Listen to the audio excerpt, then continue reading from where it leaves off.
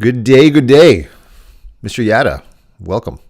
Good morning. Hey, how are you? Good, man. What's been happening? You've been doing some traveling. You've been doing some work. You've been doing some parenting. You've been doing some husbanding. However you Just say that. right, just lifing, man. Isn't that what we're doing? Just lifing. That's right. Yeah, how's your week going so far? It is going remarkably productive. My kids and my wife are on an island, one of the Gulf Islands here, and they're visiting my in-laws until tomorrow. And so I have gotten so much stuff done. It's unbelievable. Unbelievable. Yeah, it seems It's like been I've fun. got another friend. I was hanging out with him just on the weekend on Sunday, and yeah, his wife and two kids are over in Europe as well. So he's had a lot of time in space, which is just it's unusual because he's also a very involved dad. So he, on one hand, is like, man, what do I do with all this time? And on the other hand, yes, he's been able to get a lot of stuff done that he'd normally put off. So I think it's these are good opportunities to kind of recalibrate. Like, okay, maybe there's some more things I could do when they're back. And anyways, just look at balance. Yeah, yeah. Like when they had planned the trip over the last couple weeks before, I planned my time literally by hour, like what I was going to be getting done because I have a bunch of big projects that I want to complete, and it's like what a great opportunity to do that. So I miss my kids terribly, and I miss my wife, but it's been good to have the space to get the stuff done. So then when they come back, I can be way more present with them. So I'm not having to think about these projects Yeah, anymore. yeah. The cup's just even a little more fuller. Yeah. Yeah, it's amazing how much, I, I- I find sometimes, and I remember learning this from, I can't remember who, I think it was Dr. Peter Tia. I believe it was him. It was somebody. And they were saying, whenever you get annoyed or angry with your kids or they're doing something, it's like, oh my gosh, there's like crap on the wall or there's, they're painting something they shouldn't or a big mess somewhere. Just imagine you're 70 years old. Imagine you're 80 years old now and you're looking back on this time. What do you think you'd feel? And I remember thinking like, yeah, I'm sure I'd miss it. Like all of a sudden the kids are gone like one morning and I miss making them breakfast. Like, I miss the noise. I miss the bickering between the two girls sometimes. It's like, man, like you just miss it. And so then bring myself back into that moment when if they are having that moment, like just be like, okay, like this is not going to last forever. I should cherish this while I have it. Yeah. Yeah, right. The power of the Ryan. That feels like the power of perspective, like just being able to extract yourself out of the immediate situation and just get another perspective, and then obviously go right back into it and be like, okay, maybe there's a different way I can look at this, or think about this, or feel about this. I've got one of my kids who's 15, and there's not, and then one of our other friends that of, his kids are just heading off to college, and so that's also given me perspective that like, oh yeah, this, I'm not gonna get to see her as much here pretty soon, especially as they start driving, and so that perspective just reminds me that time is precious, and I want to be spending as much as I reasonably can here while she's still in the house. So yeah, the power Yeah. of perspective. Yeah. I can't remember again who said this. This is maybe one of the pitfalls of recording first thing in the morning is my recall is not necessarily as high. Potentially, I don't know, but they're talking about quality time. I think it was Jerry Seinfeld actually that said this. He was talking about quality time with his kids, and like we all want to have all this quality time, so we all set up this time to have this quality time with our kids. And he said, no, he's like, it's like the BS time. Like that's what I miss. He's like, that's what I want. It's like the everybody's, the kids are up at midnight and we're all sitting around the table having a bowl of cereal, or the driving to school, having the discussions like on the drive to school, and those little things. Like those are the things that those are the times that matter. Like the times that you just have together, the kind of the BS times, the times where you're just passing time, but It's the time that's spent together is actually where a lot of quality is developed. Right, right. Like you can't. So what I hear is you can't necessarily script it, but it still happen. It still comes as a result of spending time together. But you're not trying to necessarily say, "Oh, this is going to be the quality time because I've, scheduled this whole thing." It's just that your fact that you're present with them, and then something unfolds that you didn't plan, and those are the things that potentially you remember. Yeah, it's like just being present and not always having to future cast or any of that. Like I can think of, just even as we're talking about it, some of the funniest moments I've had with my kids were not anything that we planned, or it was just something happened on the way to school, or someone snorted when they were laughing at something that they heard, or just something that we just had a great time with, and it just ended up being a memory that I'll remember. And it's not because we planned all of it. It was just happening because I was present in the moment. I was there with them. Yeah. Right. Well, yeah. That is a hugely powerful topic. Just the power of presence. What? Let me ask you what.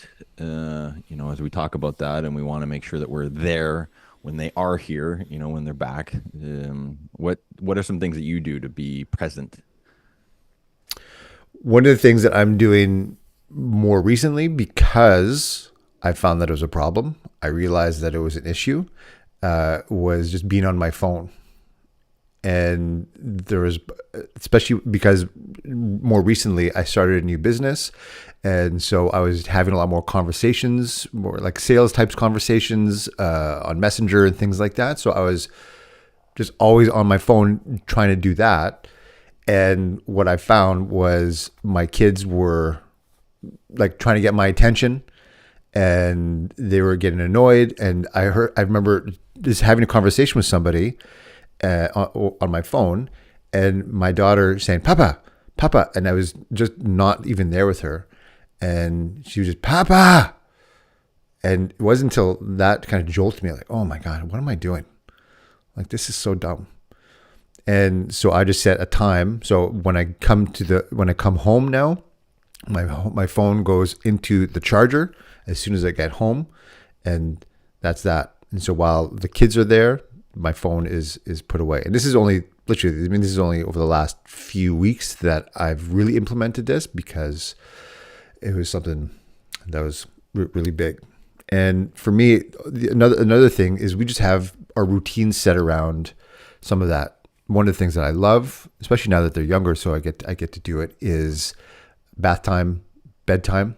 So after dinner, I take care of all of the getting them ready for bed, reading them stories, things like that. That's kind of carved out for me, and I just absolutely love that. So I know just practically, just having times like even breakfast. Like I make the kids breakfast, and my wife gets to sleep in a little bit. I'm up early.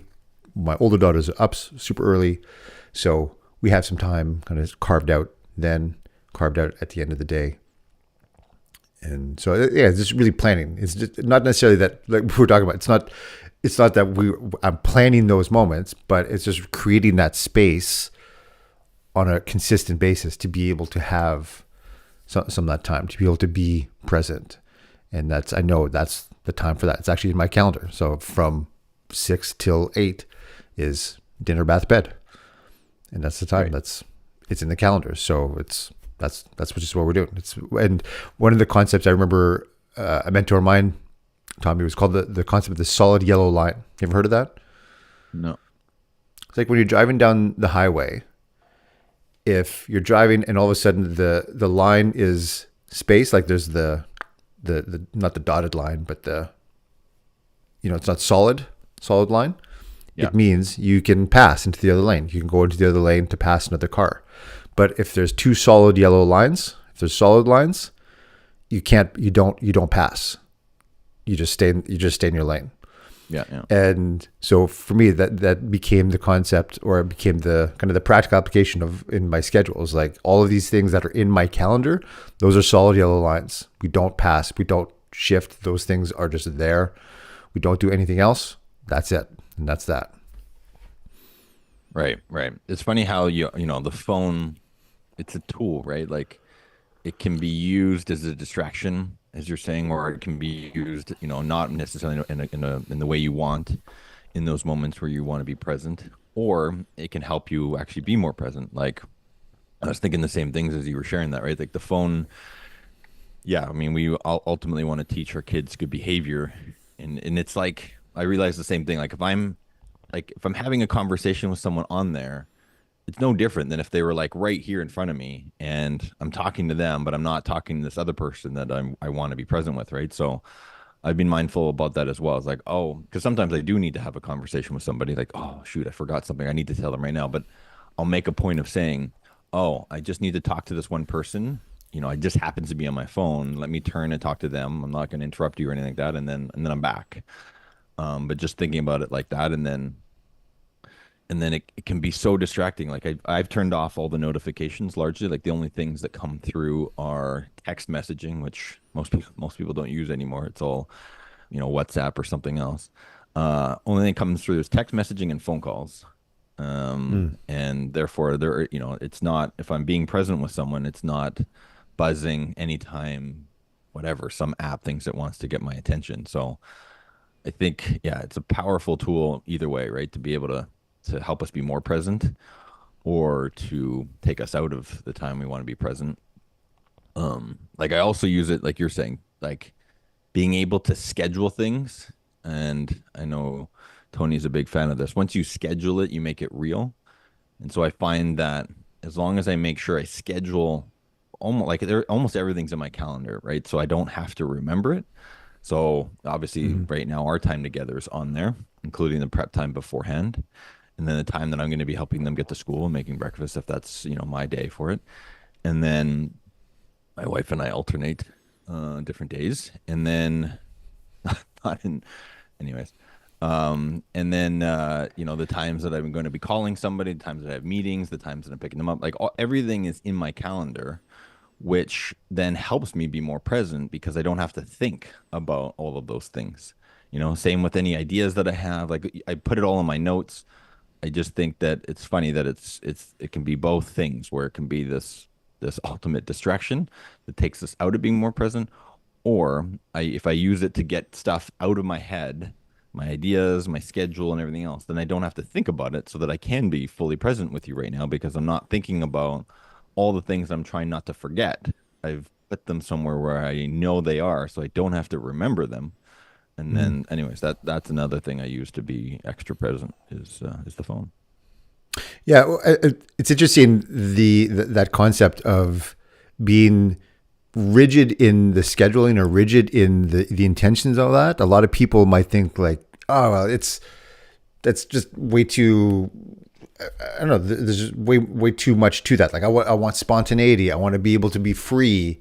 And I used to be the same way. I used to think that having a rigid schedule, having all of these things that were laid out for me, just reduced my ability to be spontaneous, reduced my freedom.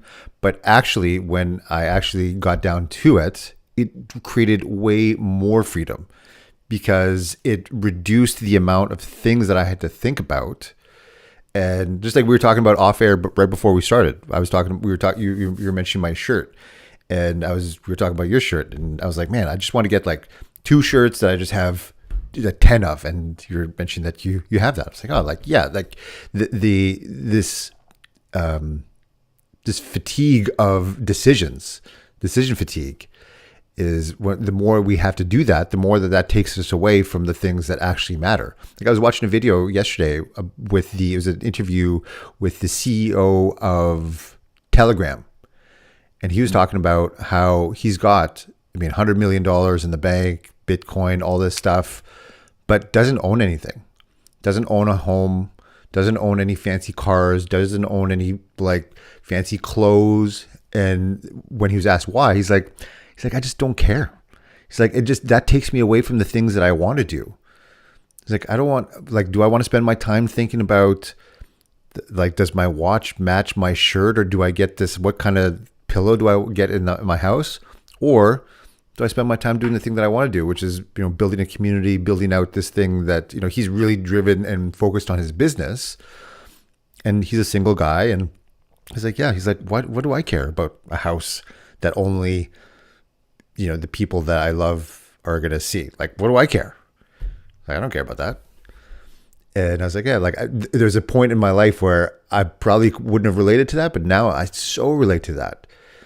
It's like we have so much that's going on, and especially with our kids, there's so much going on with their life. There's so much going on with our life. And it's really just whittling away all the things that don't matter to really be able to focus on the things that do matter. So I know that when it's in my schedule, now I get to just focus on that. It's time for the kids. It's just focused on. Yeah. Yeah, I'm with you, man. I haven't calculated the amount of time I've saved in terms of, in the morning, all those decisions, and even just the mental stress sometimes of figuring out what to wear. Like, yeah, I have two different kinds of black V-necks. One set is from Costco, so it's actually really good value. They last a long time. They're not very, they're not the nicest looking, but I have about 10 of them. So then at least it's always clean. It's always, it's always wrinkle free. I don't want to look like a slob, but at least I don't have to decide. I'm like, okay, if I don't need to dress up, I'm wearing that black V-neck today. And then I have a nicer set that they're more expensive per each one, but I have about 5 of those. So if I want to look nice, then I put on the nice V-neck. If I don't, but I don't have to think about it. I just wake up, I put it on. It takes me literally just a few minutes to obviously, clean up the appearance and freshen, brush your teeth and all that. But then I have all that time left, far more time now to be present with my kids, and my wife, and the things I want to do. So yeah, there's definitely a compounding effect, I'm sure, to just not A, the time savings, and B, just the alleviation perhaps of stress if you're having to always think about those decisions. And then also just freeing up that decision mind share to make other decisions in your life that might, you might want to make that are more important.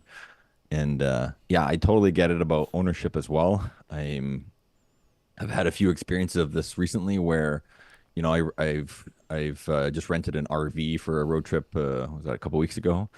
And it was phenomenal to be able to just rent it and then hand it back. Like there was such a learning curve to all the things that are going on, right? There's propane and the septic and the water and the generator. And man, could be so many things that require tweaking and maintenance. And I was just very happy to pay a little bit more, rent it, get the full experience, and then hand it back. And then they can worry about all that other stuff.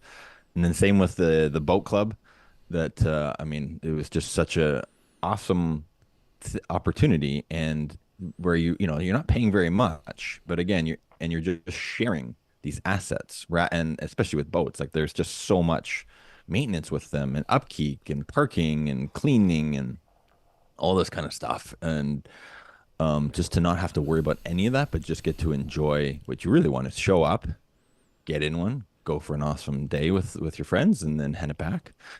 Yeah, and then have all that extra time in terms of like pulling out of the water and towing it behind your truck and bring it back and parking. Anyways, all that time you've now got back to invest in the things that you probably really want to do. Yeah, there was an exercise I went through years ago about something like that, about just looking at my time and making a list of all the things that I do throughout the day or throughout the week that I absolutely love, and all the stuff that I do that I absolutely hate, the things that I just don't enjoy doing. And then then the exercise was just put them all into different categories. Either they are things that I need to get done, are they things that somebody else can do? So can I delegate? Can I at some point can I hire to do? Or some things I realized there's so many things that I did throughout the week that literally if I just didn't do them, nothing really changed. Like, wow, like I'm doing a lot of stuff that just really doesn't matter. And that really freed me up to really start to think about like I want to just create more time doing the things that I love and less time doing the things that I don't. Because as we grow up, we have all this responsibility, and we sometimes think, well, we've got to do all of the things. If I don't go do it, then it won't get done. And one thing that Tim Ferriss taught me was that if you have a problem, like something you don't want to do, that you can pay money to have someone else do or to solve, then you don't have a problem. You have a bill. That's it. So it's like, yeah, money doesn't solve all the problems, but money can solve problems that money can solve. And so that became a way, and even in little things, and this is not anything extravagant. It's like we don't have this extravagant lifestyle where we pay a bunch of money to be able to do nothing. But it just plants the seed of what is possible, what we can do, what we can look forward to. And especially with some of the things now with my kids getting older, I'm starting to look at those things like, oh, what can I start to delegate to my kids? Like, have you ever read the book, The Coddling of the American Mind? No. So Jonathan Haidt and somebody else, but I just know Jonathan Haidt, one of the authors. He wrote this book about what is happening to our children and what is happening to the youth growing up now, that they're so coddled in so many ways and he looked at a lot of the research, a lot of the science, and a lot of the statistics behind, say, even just safety. He lived in, I believe it was in New York City, and he was talking about like childhood or child abductions. He's like, you know how often that happens? And we all think it's just like this thing that we're so scared of, and this thing that is really, really prevalent, but really it's not. It's hardly a problem. It's so rare, yet we make it such a big deal. And so it's like, okay, well, but we start to really insulate our children from danger, from any sort of risk, thinking that we're doing the best for them by protecting them. But really, we're coddling them and just preventing them from actually learning things themselves. And I know we've talked about this before, about just allowing our kids to fail and allowing our kids to overcome challenges.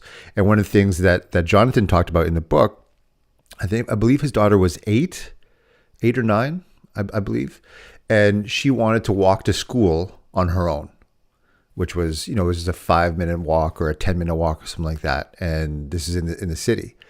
And his gut reaction was to say, no, that's not safe. But when he took a step back, well, actually, it is. Statistically, it's really, really safe. And so he said, okay, all right. And so for the first few days, she would go off and he would follow her by, like a block behind. And she didn't know that he was following her, but just for his own peace of mind. And he could see the amount of joy that brought him, or that brought her, to be able to do something that she felt really independent all of a sudden. And she was creating this sense of independence, that sense of confidence within her. And I have another friend, Russ Perry, who just wrote, he owns a company called Design Pickle. And he was talking about that with his own daughter, who just turned 8. And she wanted to go do the grocery shopping for the family all by herself. And so he said, okay. His first instinct was say, well, no, we'll do it. Like, no big deal. But she wanted to do it. And so sure enough, so they made the list on paper, and there's a picture that he wrote, or he posted on his online of it, of his daughter pushing this cart around, and the sense of pride that she felt, she was so proud of herself from having done it. And so much of that, we want to just take away all of the challenge from our kids, because we want them to have more than we had. Even though we might have had a lot in our childhood, we want them to just not suffer, to not want for anything, that they just have everything that they could want, because that's what we want. We want to have everything that we want. But that's not developing any sort of resilience and not developing any sort of character within our kids. And so it's like I find myself, especially now that my kids are getting a little bit older, you could probably speak to this way more, because I guess your youngest is around the same age as my oldest almost. So, but we're getting to that point where there's that fine line that I'm trying to figure out to the best of my ability. Like, how do I give her way more responsibility? How do I give her a sense of accomplishment, a sense of self, without burdening her, without overwhelming her, but just allowing her to grow? Like, how's that? Have you noticed a difference between, let's say, like your 15-year-old and your youngest, like how you've approached that over time? Yeah, so I was thinking about it as you're sharing this. I think I've been very, well, I think so, right? Our memories are what we make them. But I feel like I've been very consistent with that approach from my eldest even to the youngest. Because sometimes I know firstborns, I'm sure okay, I'm sure it's different because, it's been, they're, what, 8 years apart. So Right. I'm sure with the amount of stuff I've learned and amount of growth in the past 8 years, especially, we've done all these events and workshops and books and men's groups. Anyways, so yes, okay. I'm guessing it's different, but I do think there's I do think there's You didn't still read the manual from the beginning and just kind of followed the manual just to a boom, T just the whole blindly. time. No, this is what you're supposed to do. Uh, well, but I think the theme is still the same, and that is, and because I can remember this. It's funny with the walking to school thing, because I can still remember this very vividly in terms of when my eldest now wanted to walk to school. And, she kept asking. And I realized that it was my fears, right, about her walking that I was projecting onto the situation. I'm like, oh, well, what about coyotes in our neighborhood? And what about, like you said, the abductions? And what if you get, I mean, there's all these stories that I made up. And, it can come out as, no, you're not allowed to. Versus what I realized, and I can still remember telling her, like, look, this is what I'm scared of. It was I only realized it much later on in terms of like how powerful it can be to lead with your fears first, whether it's with Mm. someone you care about, your wife, your friend, because otherwise we can make up all these other things. Meanwhile, they're like, no, I don't think that's it. But you're either afraid to tell them what the truth is, or you might not even know yourself. But anyways, I remember getting to the point. I'm like, look, here's what I'm afraid of. I'm afraid of these coyotes, in our neighborhood, which is somewhat, I haven't seen a coyote, but there are black bears. There are um, rare cougar sightings. So there is some, actual concerns of wildlife, and just whether they know what to do in that situation. But you're right. There is a very low probability of abduction. I mean, I think once I've heard that in my entire lifetime in this neighborhood, and it wasn't even our neighborhood. It was, across town. Anyway, so by letting them know my fears, then the whole conversation shifted. They're like, "Oh, well, Dad, we learned about what to do with coyotes. I mean, it's no different than when we're at school and on the playground in the forest." And oh, and then Mm. what? We know what to do with. So we had this whole conversation around my fears, and they were able to, and because it was her and my son that she was going to walk him to school too. He's younger. But anyways, we got to this point of them helping me with my fears, and then I started to feel a lot better. And then we even came up with something that kind of worked to at least give me some comfort, which was walkie-talkies. So at least I could stay in touch with them as they're going along. And anyways, at the end of it all, yeah, they got to walk to school. I don't remember exactly the age it was. She was probably 7 or 8, or yeah, probably 8 or 9. And I felt much better about it. They felt super powered now because they'd helped me with my fears. I'd felt much more, safe about it because we talked about these things. I knew that they were now educated in terms of what to deal with these scenarios that I wasn't, first of all, telling them about and talking about. So, anyways, it was a really, I thought, healthy conversation process to go to so that we both felt good about it rather than them feeling like, you know, yeah, I didn't want to scare them with my own fears, but which is not what happened. They were able to address them. I didn't want to somehow limit their, because otherwise, if I just said no, now they're not, they're like, oh, well, does dad not feel confident in us? Do we not feel like he trusts us? Do we, we're not able to do this thing? Because they're thinking, like, I got this. Like, they have this confidence, they have this trust in themselves. They've, we've walked to school dozens of times. Like, in their mind, it doesn't make sense. And if I don't, I feel like if I don't share my whole thinking process and all my fears and concerns and everything else that's going on, then there's like this disconnect, right? And I think, and I see this at any age, right? It creates this disconnect, this dissonance where they're like, I don't understand. And I just think how important it is to actually get to the part that's real. And I've seen this Hmm. in bigger conversations as well. It's just let's talk about what's real here rather than projecting it into all these other places or not even talking about it and just saying no, because I just don't think that's helpful for anybody.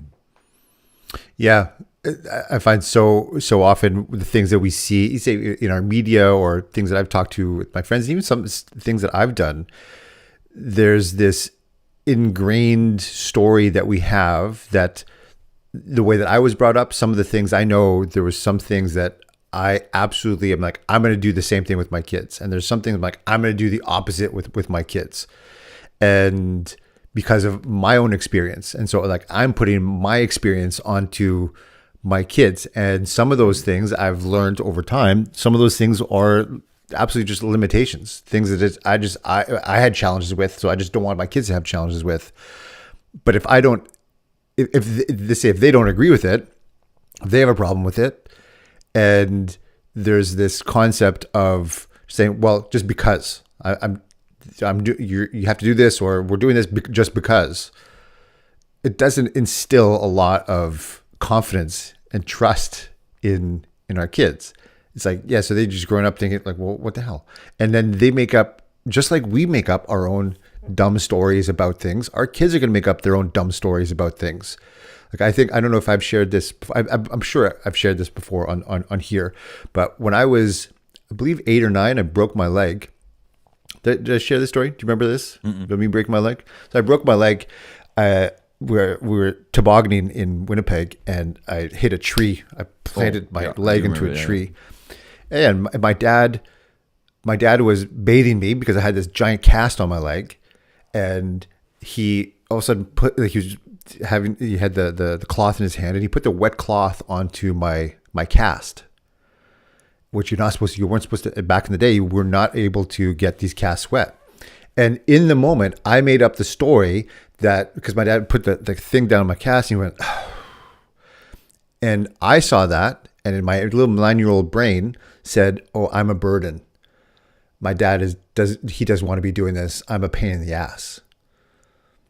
And it's not till years later, it was 30 years later, when I look back on that now as a dad going through that, going, oh my God, I had no idea what my dad was going through in that moment. It likely wasn't anything. Like I'm almost positive it wasn't anything to do with me. I wasn't the one that was being a burden. He was just thinking about something else. Something happened throughout the day. He just had an argument with my mom, or he had something happen on the way home. Like I know going through my day now, there's so many things that happen that have nothing to do with my kids, but I'll then project all of that onto them sometimes, or not even consciously, and because of all the stuff that I go through, and I know that I make up my own dumb stories about what other people say and what people think of me and what means what, that unless I fully communicate, unless I'm open to being open with my kids about my thought process, and just like that was great, just leading with your fears about it, then the likelihood of my kids making up dumb stories about what I just said or what's just happening just goes up way more. So I was like, yeah, like it's almost like I would rather over communicate than under communicate. Sure. And have that openness between both you and whoever it is, spouse, kids, so that you feel like you're setting the example by being willing to be real, being vulnerable, being like, look, okay, this is what I'm uncomfortable about, really, knowing that kids can handle that. Like that, I think that's my core belief, is that kids can do a lot more than we think. They're capable of so much more. And we put our own limits, we put our own fears, we put our own stories on them, our own, past experiences, and we limit them because of our own limitations. But I have this, and yes, in the very beginning, I've had this core belief that there's so much more potential that they have, that I do my best not to limit them. And if I ever come up against a limit, like a fear or something that I'm feeling limited by, I share it with them. And a lot of times, doesn't even it doesn't matter. I've shared the story. I think when I went, my youngest wanted to go running with me. She's 7, and I like running a lot. And I usually go for this, zone 2. So it's a really slow pace, 10K run. It takes me about an hour. And one day she's like, Dad, I want to go with you. And I was like, really? Because I was really looking forward to this. I have my loop. And I was like, oh, I want to go for an hour, and it feels great. And it was a nice night out. It's like, Dad, I want to go with you. I'm like, okay, And I was like, but I was trying to teach her atomic habits. Like, let's just start small. Let's just go down the street and let's go back. And then I can go for my run afterwards. She's like, no, I want to go all the way with you. And I'm like, okay, but because I'm thinking again with habits, you don't want to go too overboard the first time because then you don't want to do it ever again. And again, I was putting all this stuff on her, and she probably doesn't want to get into the habit of running, right? Like that's not something she actually wants to do. She just wants to go running with me. And so she's like, Dad, stop putting these limits on me. And I was like, whoa, okay, Mm. you're right. Like this is literally almost is what she said. I'm not exactly word for word, but that's what came out was you're putting your limits on me, Dad. And I'm like, she's 7. I'm like, okay, let's go. Let's run all the way to Dunderhaven back. We'll do this whole run. And, we didn't get, of course, we didn't get all the way there, but it was this beautiful reminder for me to not give her an opportunity to see how far she can go. Like we actually did go pretty far, but we did take our time. We smelled some flowers and picked some berries and, did all this looping back and forth, blew some, dandelion seeds. But, and same thing, we just were recently away in Whistler and staying in this hotel, the most confusing layout of a hotel I've ever been in. It's only a few stories, but it's really wide and not very tall.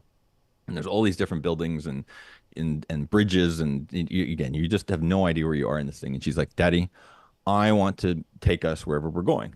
I want to be the leader right here. And I'm like, this is something I did with my eldest too, is let them lead, let them make Mhm. mistakes, let them, lead on the hike, let them lead on the way to school, but in a safe way, like you're saying. Like I'm still behind her, but she wanted an experience where she felt like she's figuring things out entirely on her own, but in a, again, and there was a time where I got in front of her because I was like, oh no, come on, it's just this way. She was like, Dad, stop it.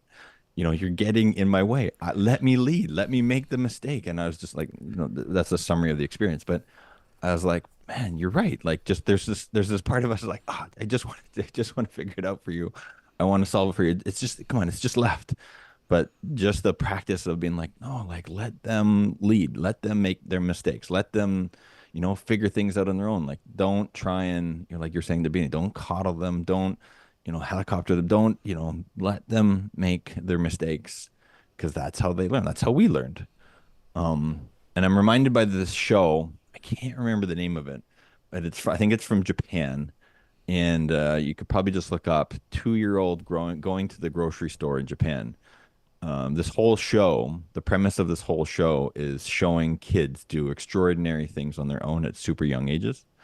So Oh this wow. whole this whole show watches this, like, I'm pretty sure it's like a 2-year-old in this busy town, cross the street. Like it was actually a highway, I don't remember, but it's just watching and it's very controversial because to us here in North America, largely it's like, are you joking me? Like I don't even let my 9-year-old, like you're saying, go to the grocery store, yet alone here is this 2-year-old going to the grocery store to get milk. So anyways, it's just fascinating, I think, to see different examples. And then I think this shows a good, at least, contrast to what's possible. And I think every parent's different. I think every kid's different. They're not always all ready to go grocery shopping at 2 years old, but maybe there are some, maybe again, like you're saying, we're putting our own limits on our children that again don't work very well for them, right? They're going to make up these stories. They're going to now they're going to think that, oh, my parents don't trust me. Why don't they trust me? What's wrong with me? And there's all this stuff that starts to go on if we're putting our limits on them, not letting them have their own experience in life, in my opinion. Mhm. Yeah, I had this experience not too long ago where I remembered you've been to Bali, right? So when my wife and I went to Bali for our honeymoon years ago, I remember sitting at an ATM looking across the street, and there's hundreds of the bikes, like the Vespas and Scooters. the Yeah, the yeah. scooters going across with, there's a whole family on a scooter. And I mean, there's so much traffic in this little area where there's so many people, and across the street from where we were, from this little ATM, and I'm just standing there on the sidewalk going, oh my God, there's so many cars here. Like, I got to really watch out because I don't want to walk into traffic. Right across the street, there's a handful of kids. All of them, they couldn't have been older than 5 years old, and probably as young as probably maybe about two or three. And there's this handful of kids that were outside of this little hut, And there was like a little food stand. I think it was a fruit stand that was across the street. This was probably 7 or 8 o'clock at night. And these kids are just playing around on the other side of the road. And literally 4 feet from them is hundreds of scooters going by, like screaming by. They're not inching along. Like they were going fast. And I remember watching that going, man, like I would be freaking out for my kids. But to them, that's just normal. And then I remembered that just not too long ago, we were sitting out on our front driveway, and in our front yards, we've got this sloping driveway, and our yard in the front is like there's 2 tiers to it. So there's half the yard is on one tier, and then there's like a wall, like a concrete wall, and then there's another little tier. And we've always had this rule where for the kids, they can play on the upper tier, but not on the lower tier because it's too close to the road. And I remember seeing that the other day going, oh, like the gap that I allow my kids between them and potential danger is a lot. Like it's 15 feet. They're 15 feet from a road that maybe we live on a dead end street. So there's maybe 10 cars a day that go down our street. Maybe. Probably maybe more now because there's delivery cars all the time from Amazon for everybody. But there's so little traffic, yet I'm making them have a 15-foot barrier between them and anything that potentially could cause them harm. Whereas we saw this in Bali, that their gap was like, it was literally 4 feet between them and a lot of danger. And then I remember seeing that going, oh, like the limits that we put on what the gap is so like it's made up. And it's like, is this really serving us? Like there's a whole part of the yard that the kids could be playing in, that could be doing stuff in. There's this concrete wall that has stones and things like that that's in it. Like they could be using chalk to color on that. They could use that as props. They could do all kinds. They could be jumping off of it. And I'm like, well, why don't we open up the gap here? So now we have these there's like this rock that we put on the side of or right at the corner of our driveway, because we found people were starting to not just park up onto the side of the road, but they were parking into our lawn because we have a school across the street. So right. We put this rock there so people wouldn't come up and drive up onto my lawn. And so just a few weeks ago, I said, okay, so now that little rock, which is 2 feet, a foot and a half from the road. So I told our daughters, okay, so that's that rock now. Now we just don't pass that rock. You guys can play anywhere in the yard. And my kids lit up. It was like as if it was Christmas Day for them. All of a sudden, this whole world opened up to them. It was just a flat piece of grass and a little wall. This is a 4-foot wall that opened up. And all of a sudden, but it was like, whoa, this is so cool. And I started to think about that, like where in my own life have I the limits? Have I set the gap way too big where I'm not allowing myself to experience so much of life because of some arbitrary, irrational fear? Like there's certainly a rational fear of I don't want my kids playing in traffic. But how much do I trust myself? How much do I trust them to follow through with what is prudent and necessary to stay safe? And can they do more dangerous things? Can they be in a little bit more danger, but do so carefully? And I know that, and we've talked about this, we've talked about this ad nauseum, is that we set the example for our own selves. Like we are responsible. We're able to respond to our own life. And once we're able to do that, then we can stop putting our limitations on others and with our kids. And that's something that I was like, wow, like there's a lot of places where I play way too safe. I can extend this barrier out a little bit. I can make that gap a little bit less and still be very, very safe, but allow myself more experience. And I think it's the same with our kids too. I love that you always remember to go, internal with it, right? What you're seeing external, maybe just to take that look internally and be like, oh, is this something of my own? Like why, am I putting boundaries pretty tight on myself?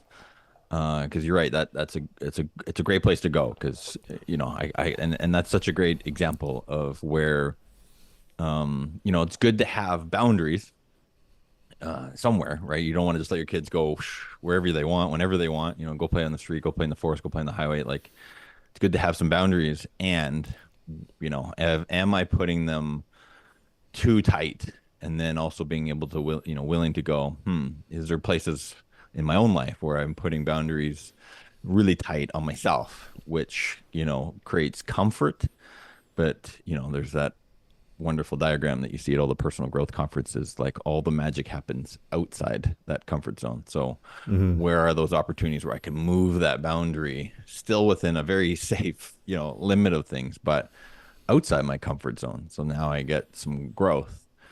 And being able to catch ourselves in terms of like, well, what's real here, right? Like what's a real fear? Like you're saying, like, let's go get some data. Like when was the last time a kid was abducted? Or, in our neighborhood, yeah, there is black bears that wander around. Like we live in the forest here. You see them like once every, I post them a lot. There's once a month, there's this guy rumbling through. And has there ever been a report on the North Shore here over decades of with all the thousands of people live here of a bear hurting a child? Like I've never heard of one. It would be a good Hmm. thing to go and double check so that do because the irrational fear is, oh, I'm never gonna let the kids go play outside because there's these bears that could be coming by, or the rational part of it could be, well, there's never been an incident. I'm going to educate my kids on exactly what they need to do if there ever was a situation where they came in contact or, close proximity to one. And I'm going to make sure that I'm present, like I'm around, so that they're not just totally out there. But then they get some freedom to play, right? Here's the boundaries that I feel safe with. And then, yeah, the freedom that they get to experience as a result of that process is tremendous, right? Like just that feeling that they get when their boundaries get moved to a maybe a place that's better for everybody. Anyways, yeah, there's a lot in that metaphor there. Yeah. One thing that I did too, once I had that experience, is I actually went online to see if I could find any statistics about in Bali. Are there a lot of kids that get hit by scooters and get run over by cars and stuff? Because there was tons. Because I remember after we saw those kids, I started noticing them everywhere. It wasn't just across the street from this ATM. It was everywhere where there was people. There was kids within feet. And think about all the safety measures we take with our kids with their bikes. Like they don't, and I think it's a good measure. We all have our helmets when we ride our bikes. Yet over there's five people on this tiny little scooter and they're screaming down the road at 60, 70 kilometers an hour.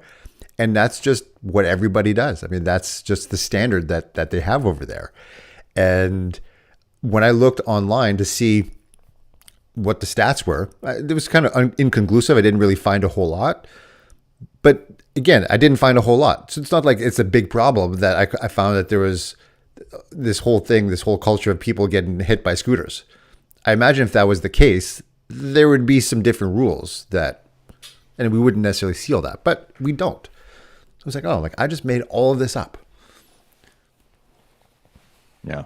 Yeah, I remember that we lived there for 6 months, and definitely that was an exercise in, for me, moving some boundaries for sure. Like the whole scooter situation, like we didn't have a car. So yeah, largely I was taking, our kids, if we want to go to the beach, we're going on the scooter, and with three of them, and so yeah, there was definitely like I had all three of them on for some short trips to the grocery store, or the ice cream parlor, or the beach, which was only a couple minutes away. But yeah, that sometimes getting outside of our comfort zone can be so helpful to realize that, to just check on ourselves, like we said, perspective, like, oh, am I setting those boundaries a little tight for myself, for my kids, and what's the probability of something going really wrong here, right? Like, there you don't have the super highways, you don't have the massive SUVs, there is the worst that would happen is two scooters banging into each other, and yes, there's going to be some damage, but not to the extent of going 120 kilometers on a highway with massive SUVs. So the probability of serious injury is, and I remember this too when I lived in Malta, was the same thing. It was very aggressive driving. You had to be very offensive, but you could never go very fast. So there was a high accident rate per capita. I think it was like one of the highest, but the Hmm. severe accidents and actual deaths was super low still. So Interesting. it just, yeah, anyways, I think it's super helpful that like we started out by saying is to get outside of our sometimes our bubbles, get some extra perspective, back it up with, data, and then see if it's a good idea maybe to move some of those boundaries. Yeah. And I think about so much of as an adult now, coaching people, taking care of people, just being around people and being one myself, how much of the things that I display in terms of fears, limitations, dysfunction that I display in my own life, how much of that comes down to stories that I made up when I was a kid, things that I was taught, or things that I was not taught, or things that I was shown, or things that I was not shown when I was a kid. And how much of these things that we see as adults, like we think that we're just we outgrow being a kid, and we outgrow, like somehow we're a different species than we're a child, than we were as kids. But really, so much of our programming and so much of the story that we keep running is something that we ran when we were kids. And we were talking about this earlier too. Whenever I see an adult who's acting like a crazy person, or is acting really inappropriately, or is doing something super destructively, or doing something that's really dysfunctional, it's easy to look at that person and go, you know what, you're an asshole, or you're whatever. One thing that I've learned over the years to allow myself to be able to have more compassion for that person is to just remember that was a baby once. Like, this person was a kid, and what I'm likely seeing right now, them acting out, them being whatever it is that they're doing, that's just the little kid in them that's just yelling out for, like, they just want to be seen. Like, from the Course in Miracles, they said that all communication is either a loving response or a cry for help. And I think about that so often now, more often now than I ever have in my life.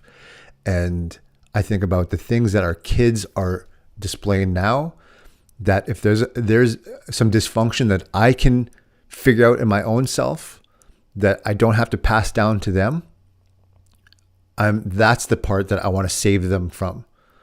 I mean, I know that we've spent how many thousands and thousands of hours working on ourselves, and how many hundreds of thousands of dollars that we've spent trying to just develop. Sometimes it's just trying to unlearn the things that we learned when we were kids, Yeah, trying to totally. unravel the stories of what happened in our own lives.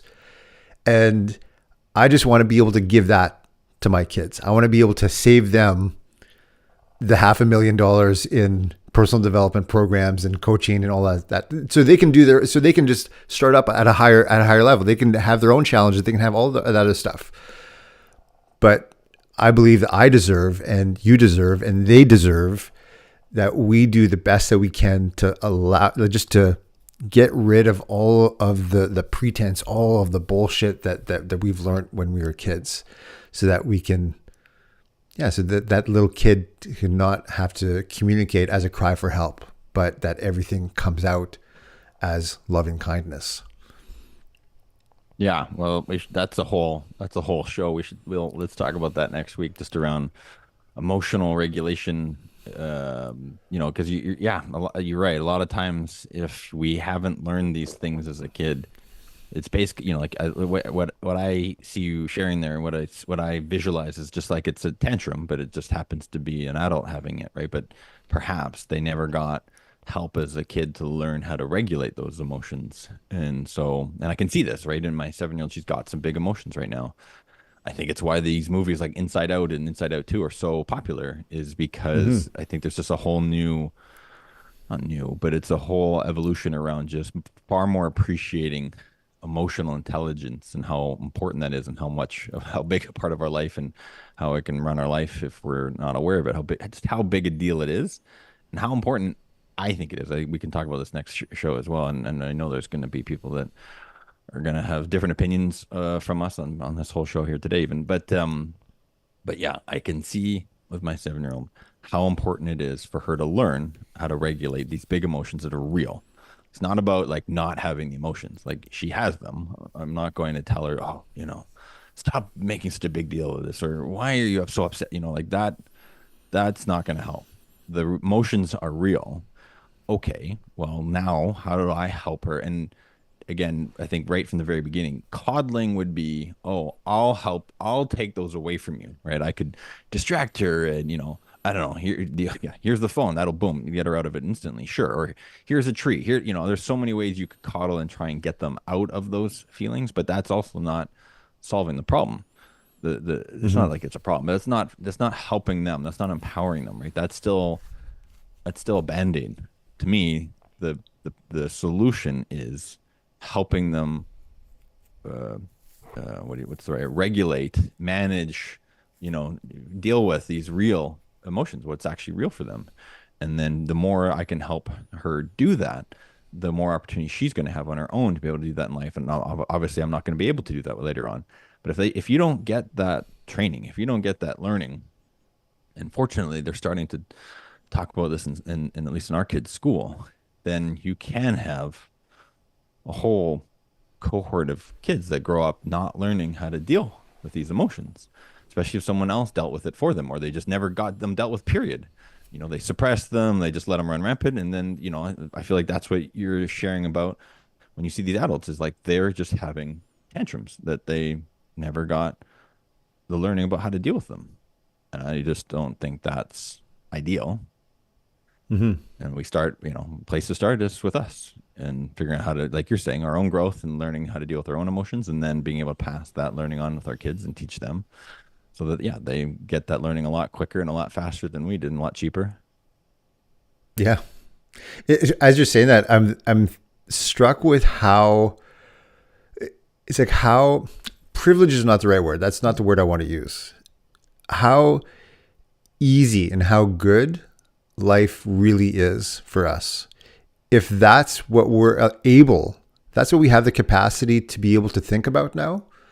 It's not like, dude, there's bears outside and we got to stay safe from the bears and we got to hunt for food and we got to just do whatever we can. Like, our whole existence is not around survival, but like, wow, like we have time and space to think about emotional intelligence, to think about emotional regulation. Life's pretty good, man. To be Yeah, able to take a step back and go, wow, like I'm like in this moment, I'm feeling pretty grateful that, yeah, wow, I got to spend all this money and all this time looking at my dysfunction, because that's how good life is. I'm not having to deal with trying to stay alive every morning and using all of my resources and energy just to just to be able to wake up again tomorrow. yeah, Like, this you're is right. not a fight for survival anymore. And even though Yeah, I've been through really, really hard times financially and things look very, very bleak, I know that even in those moments, I had a roof over my head. I know in those moments that I had people that I could call for help, that I had a phone that I could use to call for help. We still have, as little as we think that we have, and as hard as things are, I feel like it's so important to, like I said, like to look at our own self and look how much we actually have to work with, and to use that. Like Tony Robbins, about his upbringing and his childhood with his mother, who was alcoholic and who would like beat his head against the wall and things like that, and like how dysfunctional that is. Yet to have the perspective to think, if she was the mother that I felt like I really needed her to be, I would not be the man that I am today. And to think, like, wow, like the positive intent, or the positive perspective of Tony Robbins' mom banging his head into the wall, that would lead to him helping and literally saving the lives of potentially millions of people because of that. And how we have that opportunity too, that whatever happened to us, that we have the opportunity through our kids to show them more, to show them how they can be more and do more and love more and give more. And how amazing that we have this opportunity to do that. Yeah. Well said, man. Yeah. That seems to definitely have been the theme here for us, is that power of perspective. Because you're right. It is very privileged for us to be able to be here with all this technology that somehow makes this connection between you and I and other people possible here, that we're recording this live, that it's streaming out to the far corners of the world, that we get to talk about things like emotional intelligence, that you and I aren't here trying to survive, I know I had a bit of luxury of time this year when I sold half my previous business, and I had some fun, and a really, I set an intention of figuring out how to catch crabs.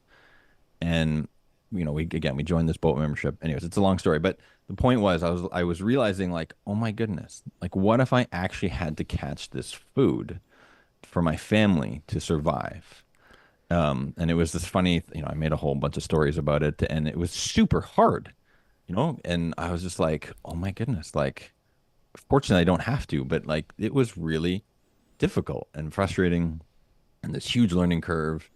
And but it was a really, really powerful exercise to go through, to realize that, like, what if I actually had to go? And I know there are people out there that have to do this. Like, I just think that this perspective provides, at least in what I'm hearing you share and in my own life too, is just, it provides this awareness of privilege and this awareness of gratitude for what we do have, that I can go to the grocery store and buy food. I don't have to figure out how to hunt it and grow it and clean it, and all that time that we do get to now put into things like spending it with our kids, growing a business, having these kind of conversations, connecting with friends.